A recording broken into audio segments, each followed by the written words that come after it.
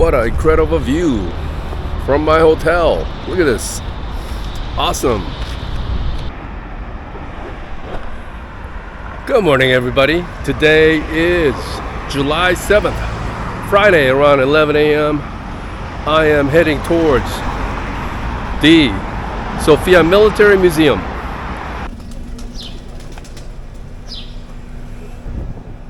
Look at those old cameras.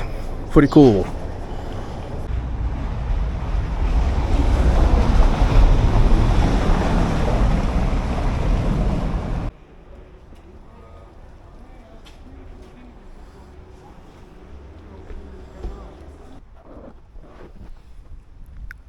We've arrived at the museum.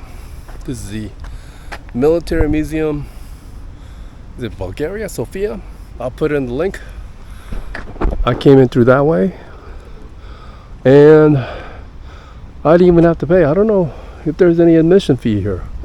This is really cool. This one's a Tornado. Isn't that made by UK? Let me see. This was a German Air Force, but I thought Tornadoes were made by the UK. I'll put the information on the link.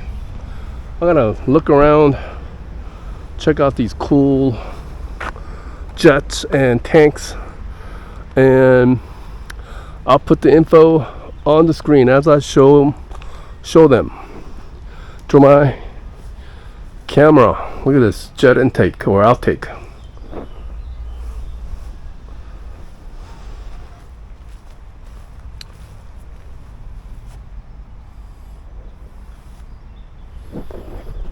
MiG-23, that's a really classic jet of the Cold War.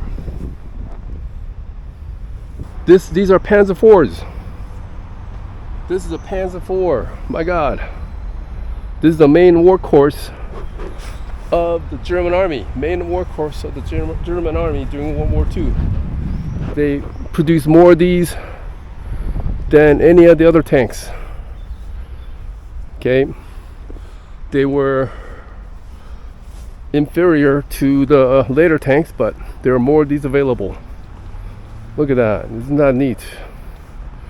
Wow, I get to see my first World War II tanks in my life. Oh, this is a Hotchkiss. This is a French tank. This was made by France, and Germany seized it after they won the Battle of France, and they used them as a light tank for their army. Sometimes they would put rockets on the back and make it into like a rocket artillery. How do I know all this? I play Company of Heroes, and Hotchkiss is one of the tanks you could use in Company Hero. Same thing with Panzer IV, and I'm sure in the new version you could even play the T34, and that's an old tank also. Let's see what this is. This is Panzer Kampfwagen 35. Yeah, see, this is one of the original tanks that the German Army used during the opening phases of World War II. Okay, look how small it is compared to the other ones. So we're going from, I see what's happening. We're going from the earliest era, okay, to more modern era as we go this way. This is really cool. And then I think we're just gonna keep progressing. So these are the German side, this is the Soviet side. Okay, that's another German tank. I recognize that. Jadgpather, I think. Jadgpather. Let me see if I'm right. Yeah, Jagdpanzer. Jagdpanzer. So this is Jagdpanzer IV. They took that chassis. They took the Panzer IVs, which were inferior by 1942 or 1943. They took the top out because the guns were inferior, and they put a larger gun made it into a tank killer. Jadgpather means tank killer. So you get a bigger gun, but the problem is it cannot rotate the turret. The turret is fixed. They could just traverse a little bit back and forth. So this had a lower profile than that, so it's harder to get shot. Okay, so this became much more useful than the Panzer IV. It's an assault gun or a tank killer. It's a Stug 40. These took the Panzer IIIs and made it into an assault gun. So they took the Panzer III, which were smaller than the Panzer IV. They took out the turret, put in this gun, but the turret's no longer movable. But the advantage is that it has a really low profile, so it's harder to hit. These are for attacking tanks and not infantry. This is the famous T34. These were mass produced in World War II by the Soviet Army, and they were revolutionary in design. It had a sloping armor. Look at this.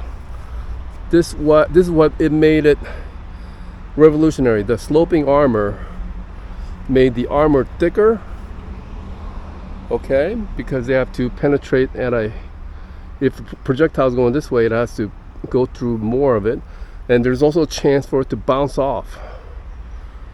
The projectile will bounce off in a sloping armor, and these were superior in a lot of ways to the German tanks, and there were more of these produced than the German tanks. They were simpler in design than the German tanks. This is probably what won the war for Russia for World War II. Here we had a classic battle between T-34 from the Soviet Union and Panzer IV from Germany. They probably faced each other in the winter of 1941. And when the Germans first saw the T-34, I'm sure they were horrified. It was a superior design. It had the sloping armor, thicker armor, bigger gun. It could penetrate the Panzer IV. Panzer IV, up until then, was a workhorse of the German army. It didn't have the sloping armor. It had a smaller gun. I believe this one's a 75 millimeter. That's an 85 millimeter. And the T-34 would knock out all these Panzer IVs. And that stopped the advancement of Nazi Germany. T-34 also had a simpler design. It wouldn't get stuck in the mud. It wouldn't break down. It had one set of wheels. Panzer IVs. Germans were known for complicated designs. Two set of wheels. This would get stuck in the mud. Things would get stuck in between the wheels, the tracks. They would break down. And this pretty much spelled the end of Nazi Germany. In the end of 41, beginning of 42, the German army started copying the design in their next model, the Panther, which was Panzer Vs. So the Panther was largely copied from T-34, but it was still inferior because it was too complicated. It would break down, whereas the T-34 wouldn't. And Soviet Union could produce a lot more T-34s faster than Germany could produce the Panthers or the Tigers. Tigers were the Panzer 6. So even though Panthers and Tigers were equal, maybe better than the T-34, they could not compete against T-34 because Soviet Union produced a lot more of these. Okay. Only saviors were the tank destroyers. You can see the tank destroyers here. Jadgpather 4 with the sloping armor, modified from a Panzer 4 chassis. They were able to go head to head with the T-34s and at a lower profile, so harder to hit. So that delayed the defeat of Germany for a bit. These World War II German tanks were used by the Bulgarian army because they were part of the Axis alliance. So they sided with the Nazi German forces and they were defeated. And when they were defeated, they became a Soviet bloc country, and then they started using the Soviet tanks. That's why we have a mixture of German, these are German, and Soviet tanks, because these were used mainly before World War II ended or during World War II,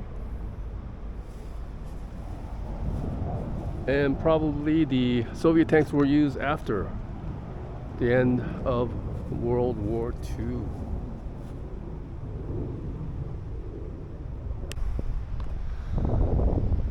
I think my favorite of this collection is the Jadgpather 4, Panzer 4s, T34s, and the T55s. Those are really cool. Again, this is another Soviet tank. It's not really a tank, it's a personnel carrier, I think. Might be a BMP. Let me see. Yeah, it's a BMP. Made in 1973. Okay. And made by the Soviet Union. It carried 8 people in the back, along with 3 crew. So 8 infantry would be inside here. Probably this is a door. Yeah, these doors will open up, they'll come out. This is like a coffin though, because the armor is not thick enough to withstand penetration by a tank shell. So you don't want to be in one of these, okay, because it's like a target for the tanks and you're gonna just get burned alive in one of these. Really fascinating museum. All this was free. They have a paid entrance there. I'm gonna go and see what they have in the paid entrance. To see everything was 22 lev, and for most people that might be too steep, but not for me, because I love history. Look at all these World War II era and beyond equipments they could see. Wow, look at all this. So this is a better part of the collection. The paid collection has more interesting stuff. Oh, this is a self-propelled artillery. So this is a T-34 based artillery launcher. Here's a Soviet main battle tank. Let's see which model this one is. Oh, it doesn't say on this side. It's on the other side. T-72. So these are fighting in Ukraine, both for the Ukrainian army, but mostly for the Russian army right now. Here's a rocket launcher. Might even contain like nuclear weapons. tactical nuclear weapons. Tactical ballistic missile complex. Okay, made in 1962. Look at that. Oh my gosh, look at all these jets. This one is a T34, I believe. Looks like a T34. It is a T34. Dash 85 means 85 millimeter for the barrel. Okay, this is a T55 main battle tank of the Soviet Union. Made in 1955 or designed in 1955. MiG-17. These were famous in the Korean War. MiG-17s. And maybe even in the Vietnam War.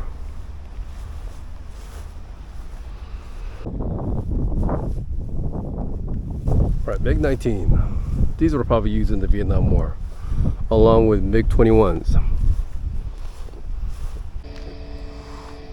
Here's a helicopter from the Soviet Union. Let's see which model this is.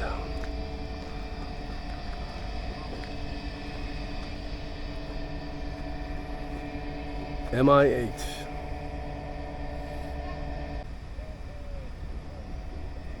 This is the famous Mi-24. You see a lot of these in movies. So it could land the infantry wherever needed. This must be like a training craft. Yeah, two-seater training. This is a MiG-23.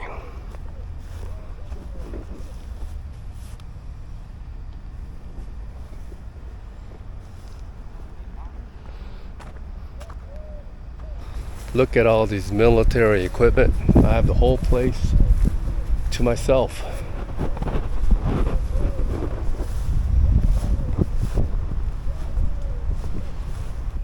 It's a fighter bomber.